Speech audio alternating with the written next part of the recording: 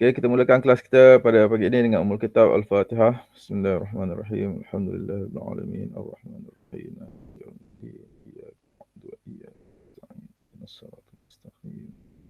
Siratal ladzina an'amta 'alaihim ghairil maghdubi 'alaihim waladdallin. Amin.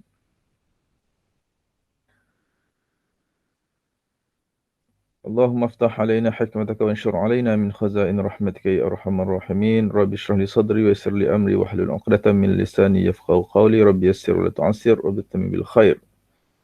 Okay, insyaAllah pada hari ini kita akan menyambung pembelajaran kita yang terhenti lebih kurang 2 minggu. Okay, atas urusan-urusan yang saya tak dapat elakkan. Dan insyaAllah pada hari ini kita sambung bab yang kedua untuk tingkatan 4, iaitu daya dan gerakan 1. Okay, subtopik ataupun standard kandungan yang kita akan bincangkan pada hari ini adalah momentum. Okay, saya pasti awak selalu mendengar perkataan momentum dalam perbualan harian dan sebagainya. Begitu juga mungkinlah pernah dengar dalam membuat karangan-karangan bahasa Melayu dan sebagainya lah berkaitan dengan momentum. Jadi apa itu momentum? Momentum sebenarnya itu apa? Momentum ni kalau ikutkan dia daripada bahasa Latin masuk movement, bahasa Latin. Tapi kita nak tengok dari segi fizik apa itu momentum. Okay, apa yang kita belajar dalam sebelum ini 2.4 adalah berkaitan dengan inertia. Tapi ni ada sedikit lain berkaitan. Hari ini kita tengok adalah momentum. Kita lihat kepada dua foto yang diberikan. Satu foto untuk kereta dan satu lagi adalah untuk lori.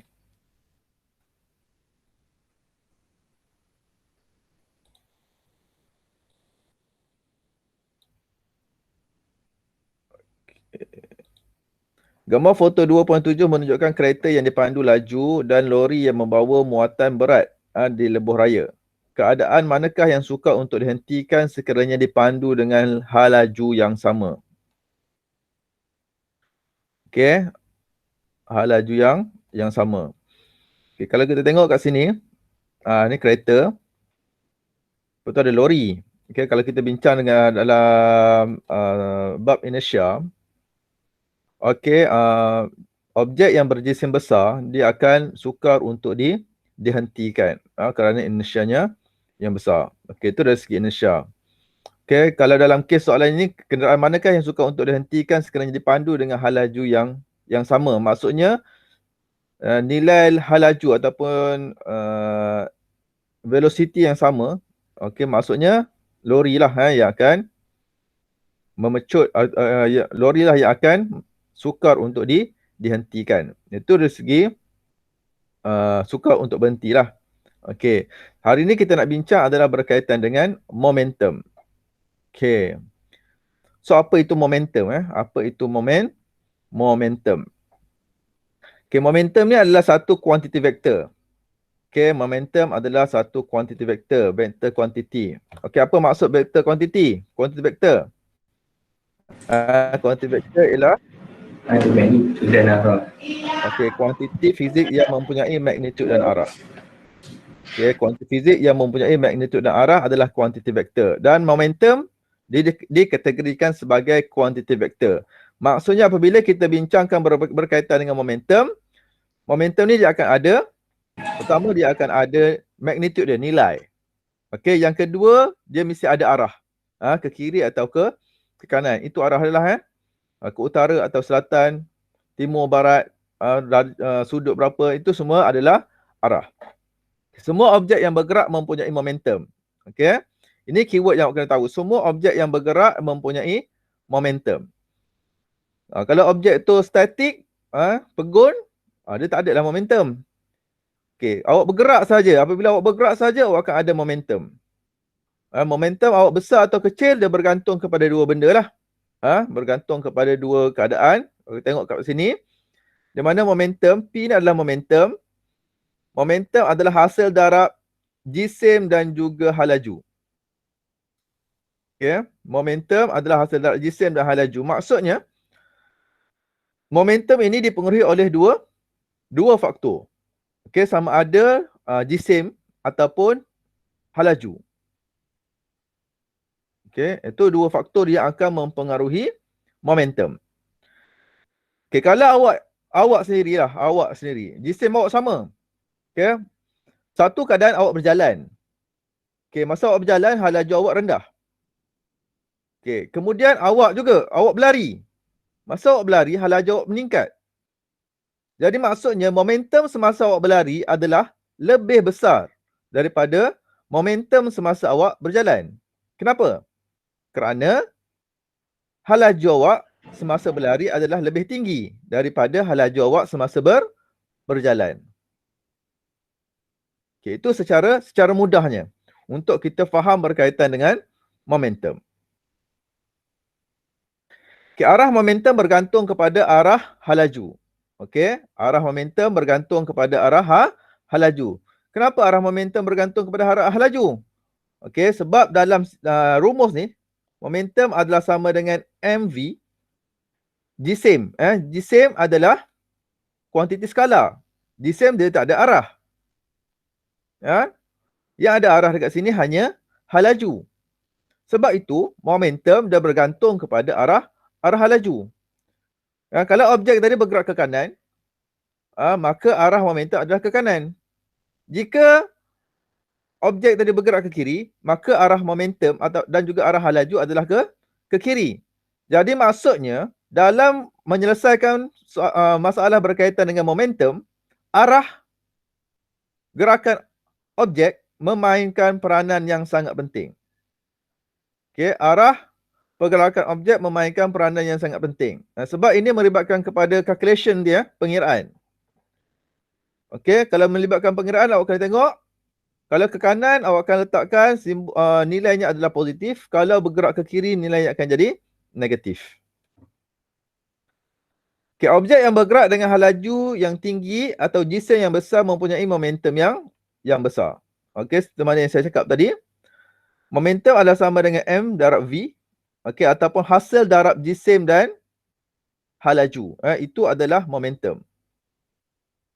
Okey, kalau soalan tanya apakah momentum? What is momentum? Okey, so momentum adalah hasil darab jisim dan halaju. Okay, the product of mass and velocity.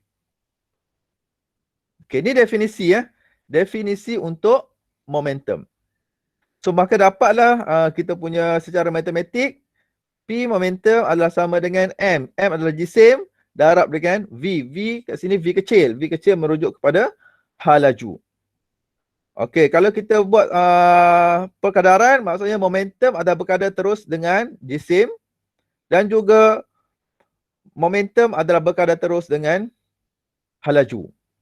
Maksudnya jika jisim bertambah, maka momentum juga akan bertambah. Walaupun halajunya adalah malar. Okay, atau kes yang kedua, kes yang saya cakap tadi, yang awal tadi, kalau jisimnya malar, jisimnya sama, jisimnya tetap, okay, momentum dia berkadar terus dengan halaju. Jika halaju bertambah, momentumnya akan bertambah. Okay. Apakah unit SI bagi momentum? Unit SI adalah kg ms kuasa negatif 1. Okay, macam mana dapat kg ms kuasa negatif 1? Sebab momentum adalah sama dengan M darab dengan V. Unit bagi mass adalah kilogram. Dan juga unit bagi halaju adalah meter saat kuasa negatif 1. So, bila kita darabkan kedua-dua unit ni, kita akan dapat unit yang baru iaitu kg, kilogram, meter saat kuasa negatif 1. Okay, sebab itu ini adalah unit SI bagi momentum. Okay, momentum P suatu objek yang bergerak dapat dihitung menggunakan rumus yang saya nyatakan tadi lah. Sebelah tu. Okay, ini aktiviti yang boleh dilakukan nanti. Ataupun boleh buat sendiri di rumah menggunakan guli kalau ada. Okay. Yang ini mengkaji bagaimana jisim dan juga halaju suatu objek mempengaruhi kesan untuk menghentikan objek tersebut. Okay, maksudnya kita menggunakan guli. Guli ni berada di atas pembaris. Kalau tak ada pembaris kat rumah, boleh carilah benda-benda yang boleh letakkan guli ni supaya guli boleh bergerak. Okey. Tengoklah kalau satu guli yang kecil langgar kat board. Board ni akan bergerak jauh ke dekat. Macam tu. Kalau tinggikan pembaris, guli yang sama, tengok jauh ke dekat dia punya penanda ni akan bergerak. Okey. Secara kalau ikutkan pada teori, kalau mula-mula guli satu, kita lepaskan, lajunya dia akan menolak cardboard ni akan bergerak, mungkin jaraknya dekat. Okey, kemudian kita boleh tinggikan dia punya pembaris ataupun guli ni diubah tempat ke atas. Okey, sebab kalau kita ubah guli kat bawah dengan kat atas dia dah berbeza dari segi laju yang akan terhasil nanti. Okey, maksudnya laju dia akan meningkat. So bila laju guli ni meningkat, nanti dia akan menyebabkan cardboard ni dia akan bergerak lebih jauh ke belakang. Okey, itu satu keadaan.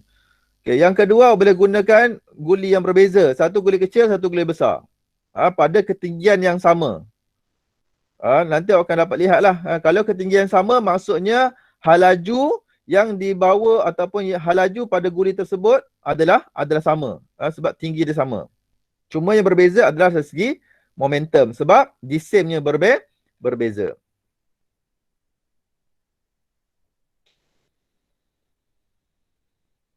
Okey, guli yang dilepaskan dari kedudukan yang lebih tinggi akan bergerak ke bawah dengan laju yang tinggi. Okey, seperti saya cakap tadi lah. Kalau kedudukan dia tinggi, dia akan lajunya lebih tinggi. Kenapa jadi macam ni? Sebenarnya awak dah belajar ni dalam tingkatan 3. Okey, kalau objek yang tinggi dengan objek yang rendah, okey, objek A dengan objek B, kedudukan dia, kat sini sebenarnya dia ada tenaga keupayaan. Tenaga keupayaan graviti. Ini awak belajar semasa form 3 ya. Okey, kalau dekat B ni tenaga keupayaan gravitinya rendah. Okey, kemudian dekat A tenaga keupayaan gravitinya tinggi. Dan awak juga belajar semasa tingkatan 3 adalah prinsip keabadian tenaga. Di mana daripada kat sini tenaga keupayaan graviti ditukar kepada tenaga kinetik. Kalau objek ni berada di pada satu ketinggian yang lebih tinggi, dia akhirnya nanti dia tukar kepada tenaga kinetiknya juga akan jadi besar. Belajar tenaga keupayaan graviti adalah sama dengan tenaga kinetik. Okay, kalau tenaga keupayaan graviti besar, tenaga kinetik juga akan besar. Itu yang belajar lah. Maksudnya tenaga kinetik ni besar sebab apa? Sebab lajunya bertambah. Tenaga keupayaan graviti kenapa dia besar? Sebab dia tinggi. Sebab mgs lah kat sini kan. Untuk tenaga kinetik pula rumusnya 1/2 mv kuasa 2. Okey. So awak tak sebenarnya apa yang awak telah pelajari dalam subjek sains, awak tak boleh lupakan lah sebab dia akan berkait dengan ilmu-ilmu fizik yang awak akan pelajari sehingga sekurang-kurangnya untuk tingkatan 5. Okey, sebab itu kat sini cakap kedudukan yang lebih tinggi akan bergerak ke bawah dengan laju yang tinggi. Sebab dia berkait dengan konsep prinsip keabadian tenaga. Okey, dan akan menggerakkan cardboard pada jarak yang lebih jauh. Okey, keadaan yang sama juga berlaku pada guli yang berjisim besar. Yang berjisim besar pun dia akan tolak cardboard bergerak lebih jauh. Okey, jarak pergerakan cardboard mewakili kesukaran untuk menghentikan guli. Sebab dia perlu tolak lebih jauh, maksudnya lebih sukar untuk kita hentikan dia. Okay, oleh itu objek yang mempunyai momentum yang besar adalah sukar untuk dihentikan. Okey. Dalam momentum yang besar dipengaruhi oleh dua, sama ada jisim dia, jisim objek ataupun laju pada objek tersebut. Okey. So apabila momentum yang besar dia akan menyukarkan objek itu untuk berhenti. Dia tak sama dengan inertia. Inertia hanya dipengaruhi oleh jisim je. Okay, kita lihat kepada contoh. Sebuah lori berjisim kira-kira 20,000 kilogram. Ini jisim.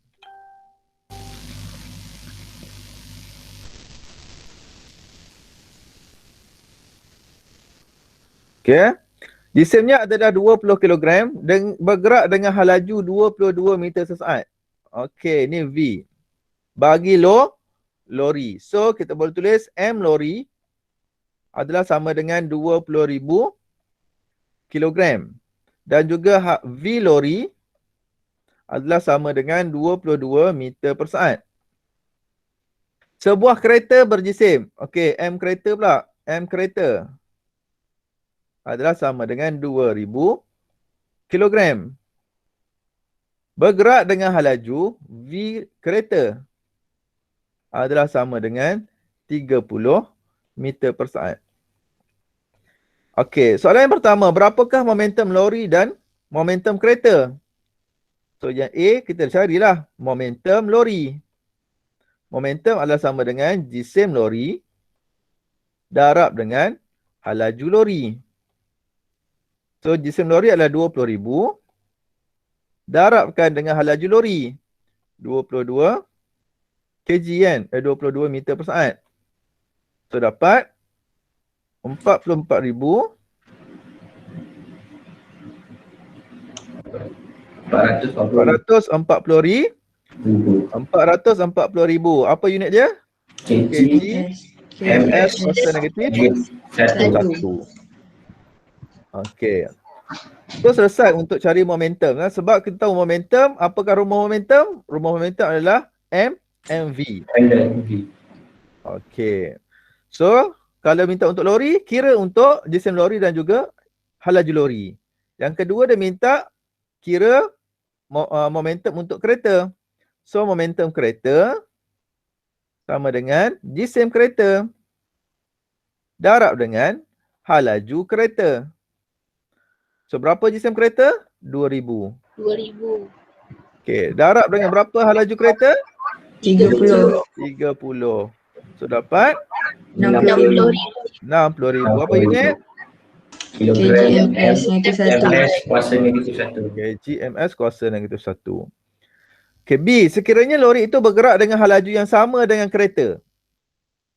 Okey. Soalan, sekiranya lori itu bergerak dengan halaju yang sama dengan kereta, berapa momentum lori tu? Berapa halaju kereta? Maksudnya cari momentum yang baru kan? Okey, jisim bagi lori 20,000. 20,000. Berapa halaju kereta? 30. 30. So dapat 600,000.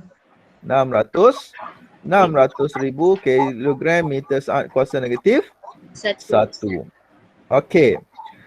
Kalau soalan tanya, antara lori dan juga kereta, manakah yang sukar untuk dihentikan? Lori. Jawapannya lori. Kenapa jawapannya lori dari segi momentum? Jisim dia Kerana momentum lori lebih besar daripada kereta. Okey, kerana momentum lori lebih besar daripada kereta. Okey, kenapa momentum lori lebih besar daripada kereta? Jisim dia besar. Okey, jisim lori lebih besar daripada jisim kereta. Okey, itu secara mudah berkaitan dengan momentum. Okey, sekarang kita nak tengok pula aplikasi-aplikasi yang melibatkan kepada momentum ni. Prinsip keabadian momentum dalam pelanggaran dan juga letupan. Okey, pelanggaran dan juga letupan. Okey, awak pernah main hos air tak? Ni, macam bomba ni. Tak pernah. Oh, tak ada kadet bomba ke? Pernah. Pernah. Okey. Ataupun awak pernah tengok tak awak pernah main skateboard? Tak pernah.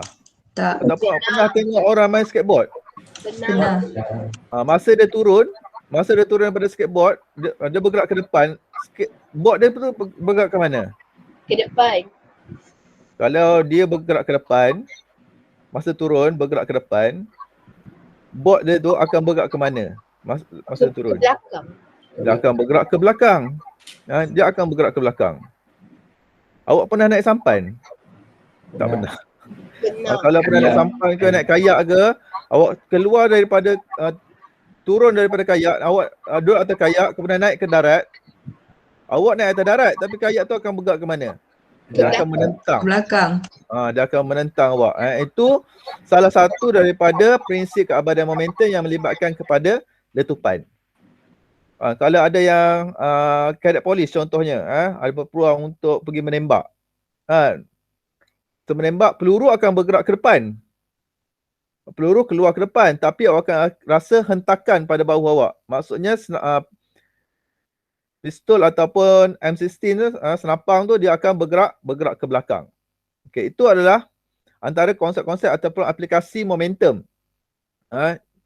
Yang mana kita sebenarnya boleh kira lah momentum tersebut. Okey. So dalam mengaplikasikan prinsip keadaan momentum dalam pelanggaran dan juga letupan. Kita akan tengok dari segi pelanggaran dan juga letupan. Okey, rajah 2.46 A dan B menunjukkan dua orang ahli bomba yang sedang memadamkan kebakaran. Okey, nak padamkan kebakaran ni nanti air akan terkeluar lah. Ini dia pegang biasa dulu. Tapi kenapa kena dua orang pula kan? Seorang tak boleh ke? Contohnya kalau kita tak tahu. Okey. Okey, dalam rajah 2.6B, ini yang B. Okey, kedua-dua ahli bomba tersebut kelihatan tersentak ke belakang apabila air berkelajuan tinggi dipancut daripada hos tu. Maksud apabila masa air keluar, air keluar ke depan, sebenarnya dia ada satu tolakan ke belakang. Dia tersentak. Dia tersentak ke belakang. Okey, kenapa jadi macam tu? Dia adalah melibatkan kepada prinsip keabadian momentum. Air yang terpancut dengan kelajuan yang tinggi dari hos tersebut mempunyai momentum yang tinggi ke depan. Sebab air ni kuantiti jirim kan. Apabila dia kuantiti jirim, air akan ada jisim. Okey, air ada jisim. Dia bergerak dengan halaju tinggi. Jadi M jisim darab dengan halaju, maka dia akan dapat satu momentum. Air tadi terpancut kelajuan tinggi. Jadi halaju tinggi, maka momentum pun akan jadi besar. Okay, oleh itu, dua orang atau lebih ahli bomba diperlukan untuk mengimbangkan momentum dengan memegang hos tersebut dengan kuat. Okey, kadang-kadang awak boleh tengok contohnya awak ada pipe air, awak buka air dekat rumah tu terus besar, awak akan dapati pipe awak hose pipe awak tadi bergerak ke belakang, dia macam menentang lah. Itu tak laju. Kalau air bomba punya air ni dia laju lagi. Sebab tu dia perlukan lebih dua ataupun lebih ahli bomba untuk pegang lah, untuk menyokong ataupun support lah. Baik, aktiviti yang seterusnya boleh dibuat nanti adalah untuk mengkaji berkaitan dengan prinsip keabadian momentum menggunakan troli. Okey, ini insya-Allah kita akan buat dalam amal lah. Ya. Kat sini ada troli. Pertama ni kat sini sebenarnya ada gambar rajah yang lain.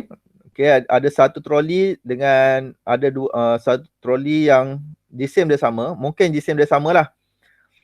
Okey, kita lepaskan, kita akan tengok dia punya perubahan momentum. Okey, kemudian troli A ni kita boleh ubah dengan letak dua troli. Maksudnya kita ubah dari segi jisim troli. Kan? Ini nanti kita akan buat nanti. Selepas exam. Kita nak kaji berkaitan dengan pelanggaran dan sebagainya. InsyaAllah kita akan gunakan, kalau kat sini ada gunakan printer detik, sebabkan sekolah kita ada photogate, kita boleh gunakan photogate lah untuk mengkaji berkaitan dengan prinsip keabadian momentum dan juga letupan. Okay, dalam aktiviti 2.11 ni, nanti apabila kita buat, kita mungkin dapat mungkin memperoleh jumlah momentum sebelum dengan selepas pelanggaran yang sedikit berbeza lah. Kita kalau ikutkan teori, prinsip keabadian momentum. Apa prinsip keabadian momentum? Prinsip keabadian momentum.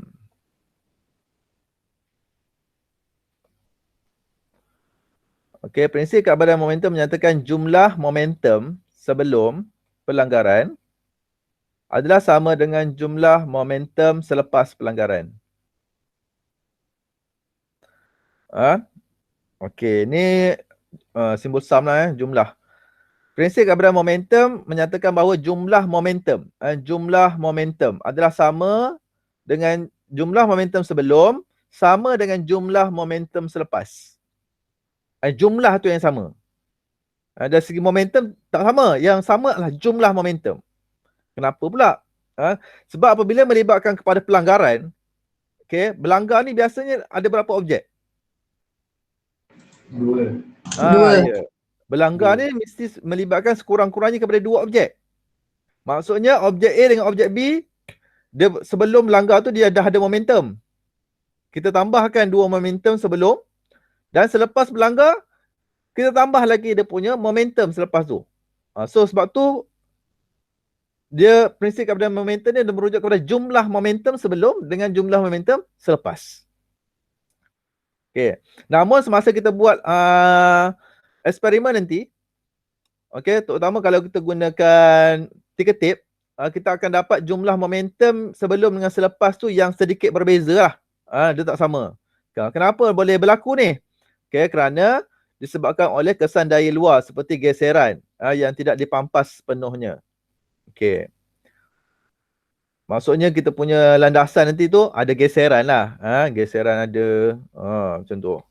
Itu akan menyebabkan nanti nilainya tak sama. Tapi kalau kita kita buat betul-betul lah, kita dah setting dari segi geseran kita dapat kurangkan, insya-Allah lah jumlah momentum yang kita akan dapat sebelum dan selepas akan sama nilai dia. Okey, ni yang dikatakan tadi pelanggaran, sebelum pelanggaran dan juga selepas pelanggaran. So apabila kita bincangkan berkaitan dengan pelanggaran, maksudnya dia ada sekurang-kurangnya 2 objek lah. Pada peringkat SPM dia melibatkan hanya kepada 2 objek. Itu peringkat SPM. Okey, ini M1 dengan M2. Okey, sebelum kalau kita belajar tadi, momentum adalah sama dengan MV. Namun apabila ada 2 situasi kat sini untuk membezakan hal laju sebelum dengan juga hal laju selepas, kita gantikan hal laju sebelum, velocity before collision, dengan huruf U. U ni adalah merujuk kepada velocity before collision. Hal laju sebelum pelanggaran. Okey, manakala hal laju selepas pelanggaran kita gantikan dengan V. Okey, ni tak jadi masalah sebab kita dah jumpa sebelum ni. U adalah merujuk kepada initial velocity ataupun hal laju awal, itu U. V adalah merujuk kepada final velocity ataupun hal laju akhir. Okey, nampak kat sini U1. Cikgu, U1 ni apa? Okey, U1 ni adalah hal laju awal untuk jisim pertama. Manakala U2 adalah merujuk kepada hal laju awal untuk jisim yang kedua. V1 apa? V1 adalah hal laju akhir untuk jisim pertama. V2 adalah merujuk kepada hal laju akhir untuk objek yang kedua. Okey. Objek dia samalah dari segi jisim, objeknya tidak berubah. Awak berlanggar lah. Contohnya awak berjalan, langgar kawan awak. Jisim awak berubah tak?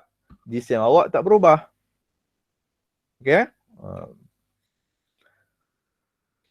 Okey, Rajah 2.49 menunjukkan keadaan bagi suatu sistem yang melibatkan 2 objek sebelum dan selepas pelanggaran.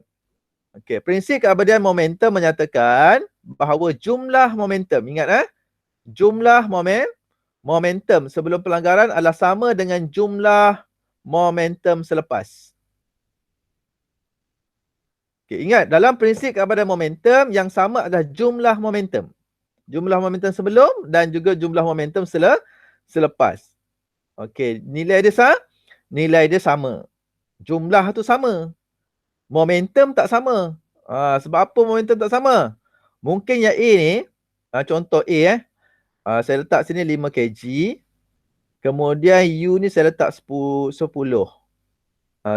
ms kuasa negatif 1. Okey, lepas tu yang ni saya letak 1 kg. Lepas tu yang U ni saya letak dia bergerak perlahan sikit, dia bergerak 5 meter per saat. Okey, selepas pelanggaran jisimnya tak berubah. Okey, tapi hal laju bagi M1 ni dah jadi, contohnya jadi 5 lah senang kira. 5 meter per saat. Okey, kemudian untuk M2, jisimnya tak jisimnya tak berubah. Jadi, apa akan berlaku kepada V2 ni? Okey, apa akan berlaku nilai pada V2? So, macam mana nak kira V2? Kita gunakan rumus yang kat bawah ni. Rumus kat bawah. Okey, saya nak cerita tadi ya. Sekarang ni saya nak cerita momentum sebelum dengan selepas dia tak sama. Kenapa? Contoh A. Berapakah momentum A? Momentum A sebelum pelanggaran. Momentum A sebelum pelanggaran adalah 5 darab 10. Samaan dengan 50 kgms kuasa negatif 1. Okey, ni momentum A sebelum pelanggaran. Apakah momentum B selepas pelanggaran? 5 darab 5 berapa? 25 kgms kuasa negatif 25. 1. Okey, nampak tak? Momentumnya berubah. Momentumnya berubah. Okey, tapi dari segi jumlah momentum, dia akan jadi sama. Okey. Macam mana? Contoh kat sini kita dah dapat 50, betul? Ni momentum dia 50. B berapa momentum dia? 5. 5. Okey. Yang A momentum selepas, kita dah kira 25 ms kuasa negatif 1, betul? Okey, sekarang kita nak kira berapa V dia. Masukkan dalam rumus tu. M1, U1, M2, U2 sama dengan M1, V1 tambah M2, V2. Okey, gantikan. Yang ni kita dah kira tadi berapa? 50 campur 5 sama dengan 25 tambah 1 V2 kan?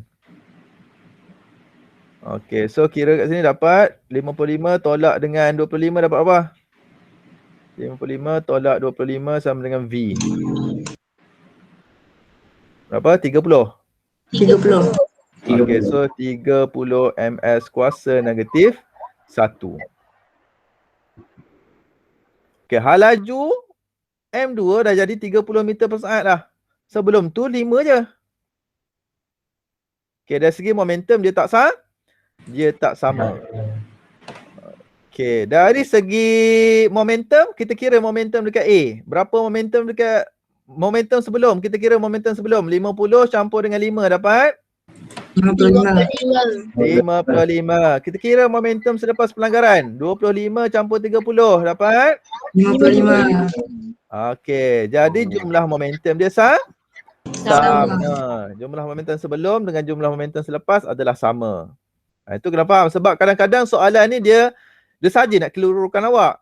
Dia akan nyatakan antara berikut manakah yang benar berkaitan dengan rajah. A. Momentum selepas pelanggaran adalah sama dengan momentum sebelum pelanggaran. B. Jumlah momentum sebelum pelanggaran adalah sama dengan jumlah momentum selepas pelanggaran.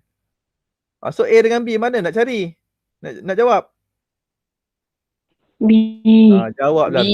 B. Prinsip keabadian momentum menyatakan jumlah momentum sebelum sama dengan jumlah momentum selepas pelanggaran. Ada syarat tak? Ada. Jika tiada sebarang daya luar yang bertindak. Okey, maka kat sini kita dapat satu rumus M1U1 campur M2U2 sama dengan M1V1 tambah M2V2. Okey, ini rumus umum untuk prinsip keabadian momentum. Rumus umum. Okey, kenapa rumus umum pula cikgu? Okey, sebab rumus ni kita boleh apply dalam pelanggaran dan juga kita boleh apply dalam letupan. Okey, macam mana kita nak apply kita akan tengok sebentar lagi. Okey, untuk mungkin dalam awak punya syllabus ni dia tidak menerangkan berkaitan dengan pelanggaran. Pelanggaran ada dua jenis. Ada dua jenis pelanggaran. Pertama, pelanggaran kenyal, elastic collision. Okey, yang kedua adalah pelanggaran tak kenyal atau inelastic collision. Okey. So, kita akan tengok dari rumus asal ni, kita nak cuba lihat nanti dari segi elastic collision dan juga inelastic collision. Macam mana benda tu berlaku lah. Okay, ini rumus asal. M1 merujuk kepada jisim yang pertama. U1 merujukkan kepada halaju awal. U adalah merujuk kepada halaju awal.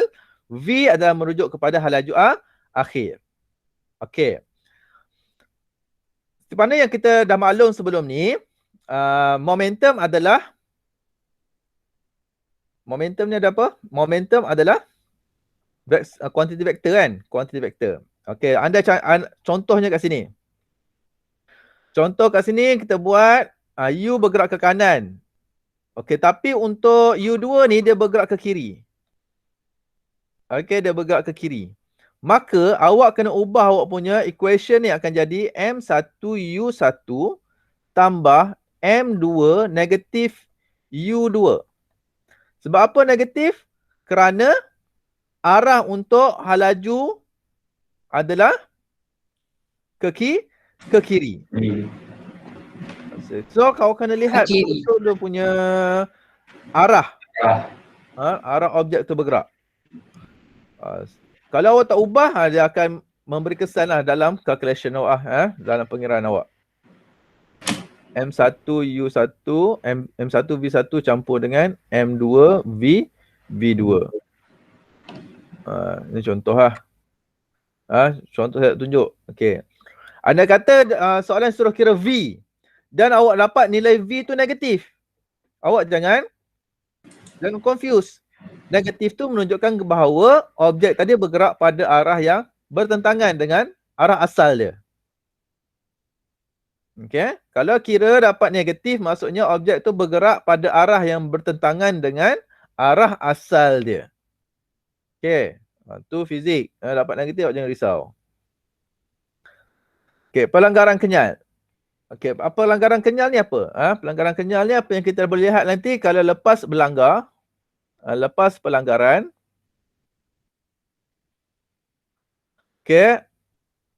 kedua-dua objek tidak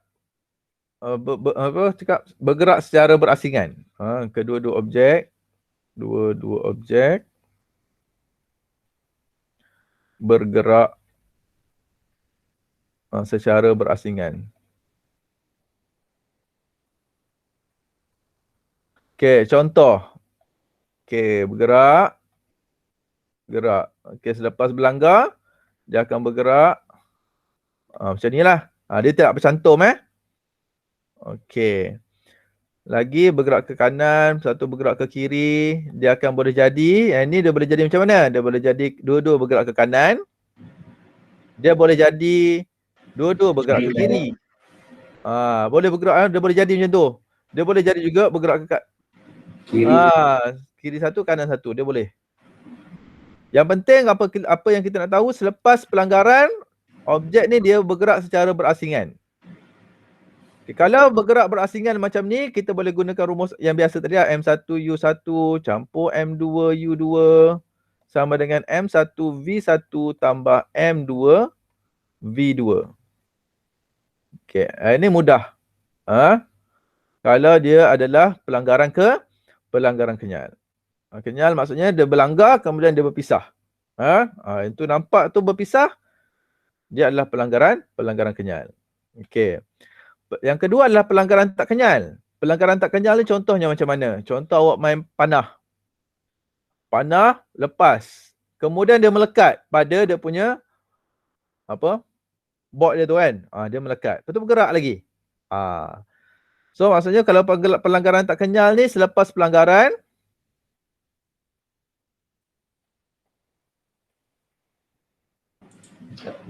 objek bergerak bersama. Objek bergerak bersama. Okey, ni dia bergerak bersama. Sama ada dua-dua bergerak ke kanan atau dua-dua bergerak ke kiri. Okey. Sebelum. Lepas tu, selepas dia melekat. Okey. Rumus asal tadi M1U1 campur dengan M2U2. Lepas tu dapat M1V1 campur dengan M2V2. Ni rumus asal kan? Sama dengan. Disebabkan dia ni melekat ataupun bergerak bersama. Jadi apabila bergerak bersama, V dia sama.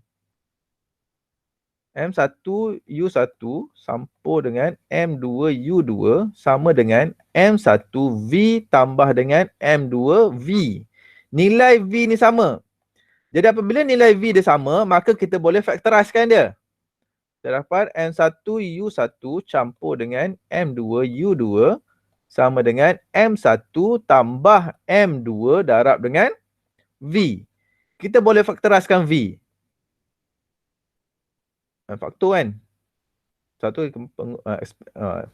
Kita faktorkan dia dapat V.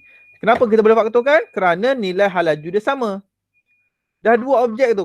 Contohlah awak main lari ikat kaki lah. Lari ikat kaki. Kalau lari ikat kaki nak menang, awak punya halaju awak dengan pasangan mesti sama. Kalau seorang laju, seorang perlahan, apa berlaku? Akan jatuh. Jadi apa maksudnya kat sini, apabila objek tu dah dua-dua melekat, halaju bagi kedua-dua objek tadi akan jadi sama. Halaju akhir dia sama.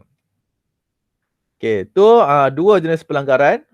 Okey, dalam buku teks awak tak ada, tapi saya terangkan jugalah untuk awak tahu.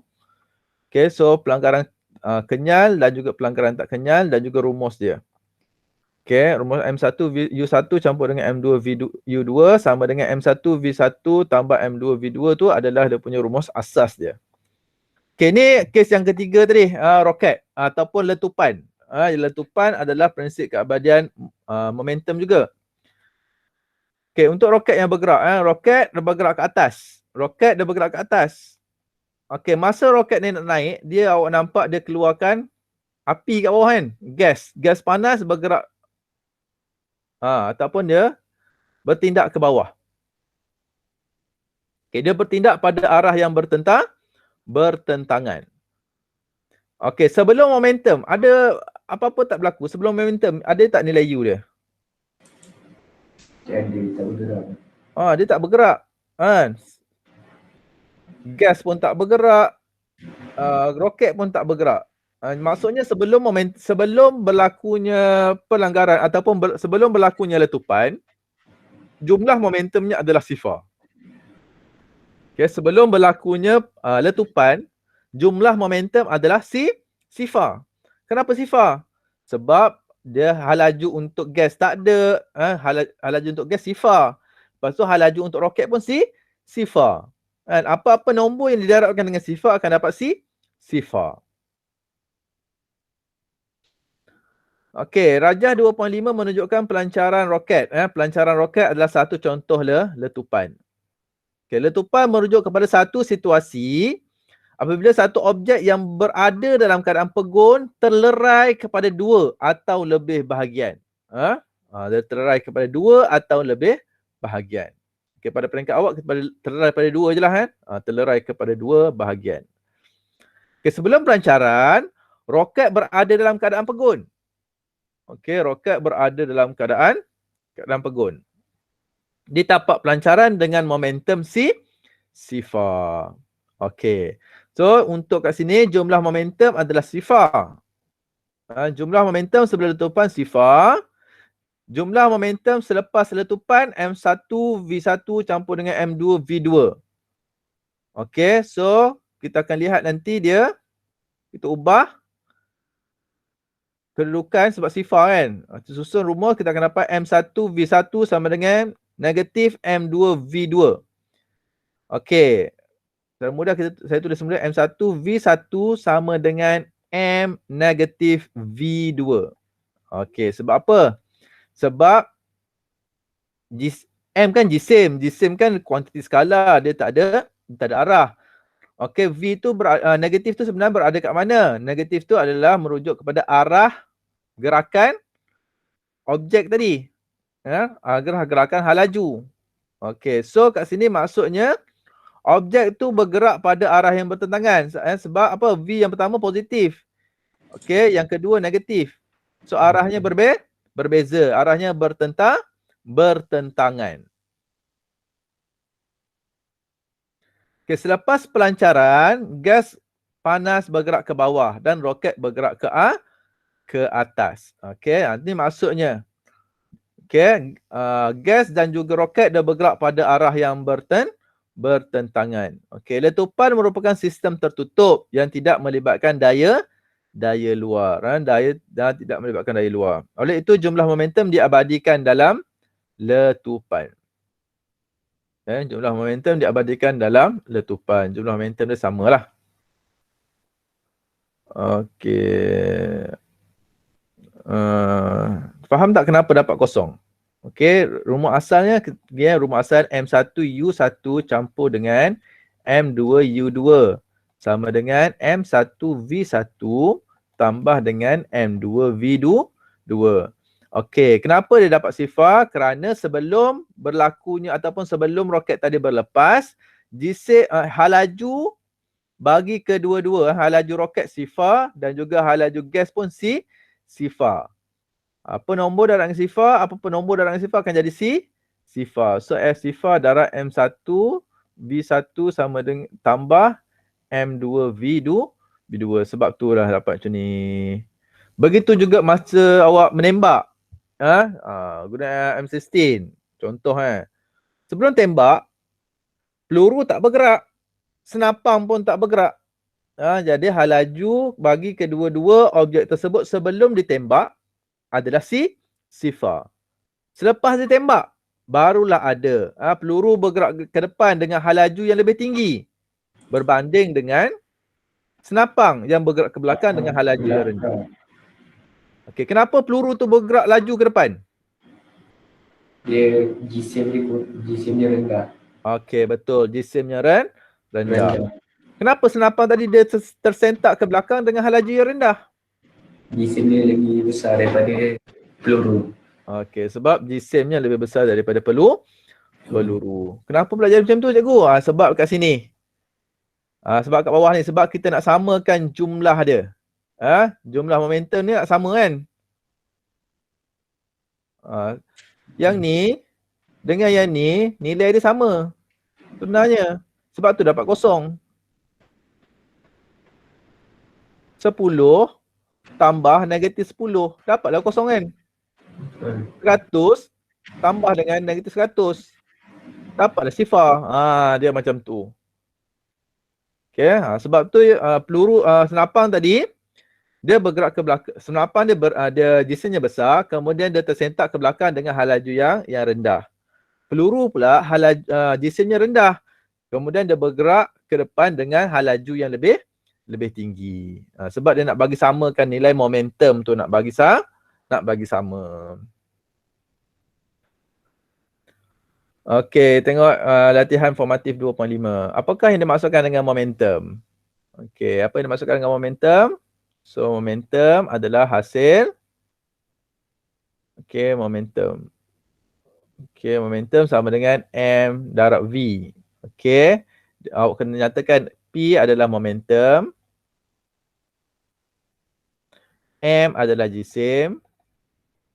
V adalah halaju. Atau paling mudah awak cakap momentum adalah hasil darab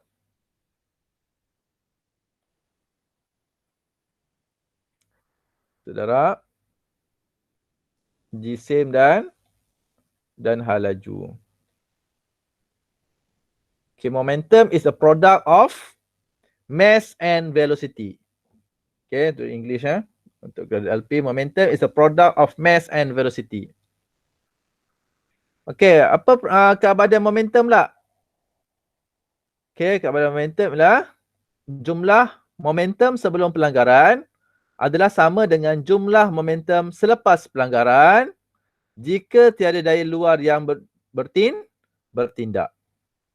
Okay, prinsip keabadian momentum mengatakan bahawa jumlah momentum sebelum pelanggaran adalah sama dengan jumlah momentum selepas pelanggaran jika tiada daya luar yang bertindak. Okay, the principle of conservation of momentum states that the total momentum before collision equal to the momentum after collision if there is no external force exerted.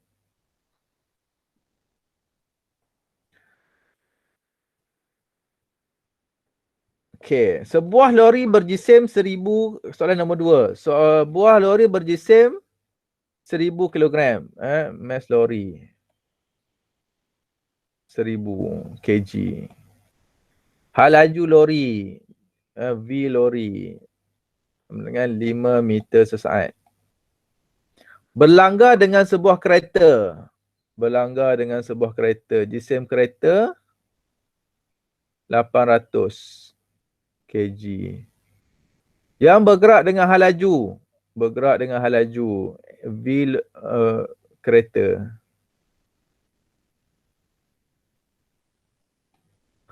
2 meter per saat. Pada arah yang sama. Pada arah yang sama. Maksudnya nak lukis lah sikit. Lori, L, lepas tu kereta. Contoh. Okey, dia bergerak ke kanan. Maksudnya arah sama pun bergerak ke kanan. Okey, jika lori itu bergerak dengan halaju 3 meter per saat. Okey, pada arah yang sama. Okey, maksudnya di sini lori, kereta. Okey, ni U-nya adalah sama dengan 5. Kat sini U dia adalah 2. Lori selepas tu V-nya adalah 3.4. Arah dia sama, arah kat sini juga. Okey. Hitung laju kereta. Kita nak cari V kereta. V kita nak cari. Okey, so gunakan rumus apa? M1 M1 U1 campur M2 M2 U2 sama dengan M1 V1 tambah M2 V2. okey, itu gantikan nilai 1000 darab 5 tambah 800 darab 2 sama dengan 1000 darab 3.4 tambah 800 darab dengan V. Okey, so V sama dengan 5000 campur dengan 1600 tolak dengan 3400 bahagi dengan 800. Sama dengan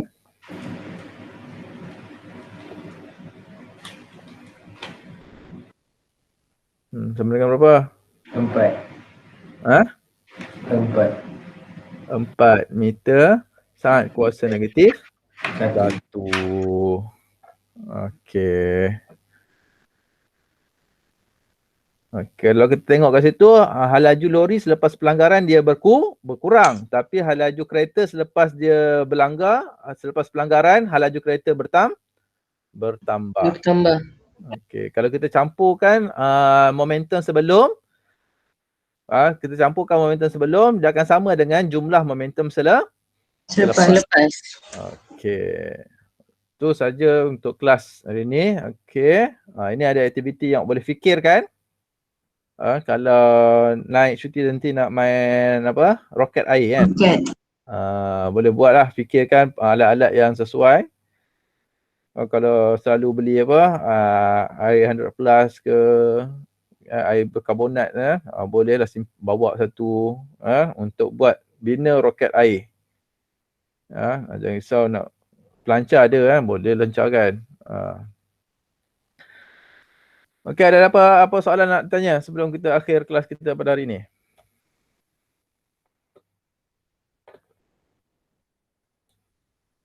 Tak ada. Okey. Kalau tiada, kita boleh akhir kelas kita hari ini. So, akhiri kelas kita dengan tasbih kafarah dan suratul As.